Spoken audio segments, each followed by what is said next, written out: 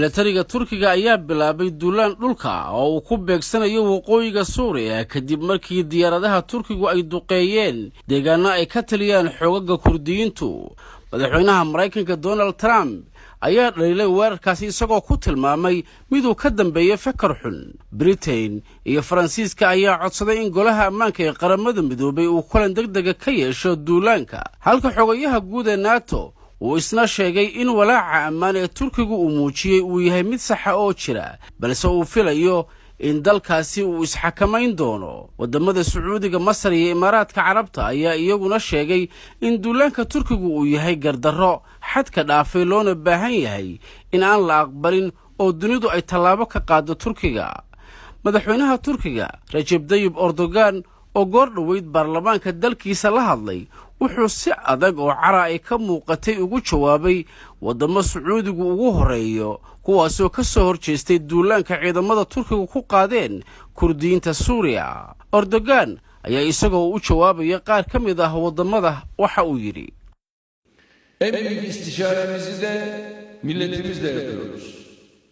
AK Parti'yi kuran ve bugünlere getiren milletimize şükran. Sacuudiga waxaan leenahay muraayad soo qaata oo idinku baldib isugu fiiriya, maaha inaad duulaankayaga ka hadashaan idinkoo kumanaan qof Yemen ku laayay ama ku dilay macna daro, waana in laydinkula xisaabtamo. Madaxweynaha Masar Mr. Sisi waxaan leeyahay ma aha inaad adigu dimuqraadiyad ka hadasho adigoo horay u cunay dimuqraadiyaddii madaxweyne Mursi lagu doortay kadibna Mursi laftigiisa dilay. NATO waxaan leeyahay Turkigu waa dawlad ka mid ah NATO, waxaan nahay dawladda shanaad ee bixisa kharashaadka ugu badan ee NATO. Idinkama yeelayno inaad daawataan iyadoo dawlad NATO ka mid ah ay soo weerarayaan kooxo argagixiso ah. Reer Yurub waxaan leeyahay haddii aad joojin weysaan howlgalkayaga Suuriya inaad isticmaar ku sheegtaan, annaguna waxaan ooda ka soo qaadi doonaa 4 milyan oo qaxooti Suuriyaan ah oo aan idinka hor joogno.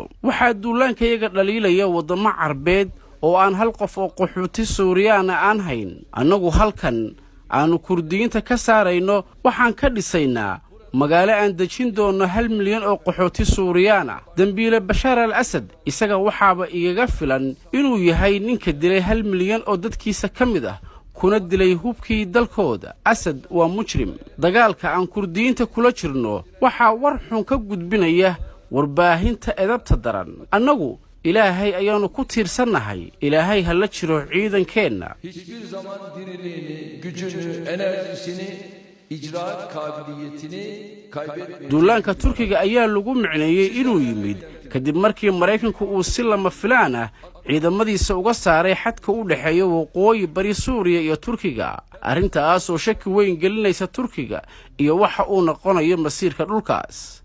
Turkigu wuxuu u arkaa isbahaysiga ay hogaaminayaan maleeshiyaadka Kurdiyiinta koox argagixiso ah, waxaana uu ku sheegay inay tahay qayb ka mid ah kooxda fallaagada Kurdiyiinta ee dagaalka kula jirta dawladda Turkiga.